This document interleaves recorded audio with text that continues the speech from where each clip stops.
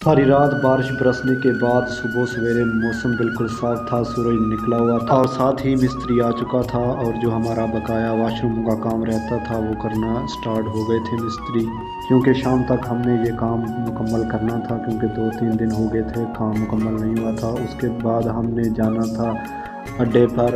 मैं और मान चल पड़े पैदल अड्डे पर, क्योंकि हमारे पास जो मोटरसाइकिल था वो ख़राब हो गया था, इसलिए हमने सोचा कि चलो आज पैदल चलते हैं। और आगे नदीम आ गया था हमें लेने के लिए, और ऊपर से शाम भी हो चुकी थी, क्योंकि हमको अड्डे पर बहुत ही ज़रूरी काम था, इसलिए हम शाम को ही निकल पड़े। हमने सोचा कि आज ही ये सारा काम मुकम्मल करना है। उसके बाद महान गया, इसने बटन वगैरह लेने थे, क्योंकि इसने कपड़े सिलाई करने थे। इसको बटन तो मिल गए थे लेकिन इसको नलकियां नहीं मिल रही थी। फिर ये एक और दुकान पर गया, वहाँ से भी नहीं मिली। 3-4 दुकानों पर गया, वहाँ से भी नहीं मिली, लेकिन इसको एक दुकान पर मिली जहाँ पर लाइट जा चुकी थी।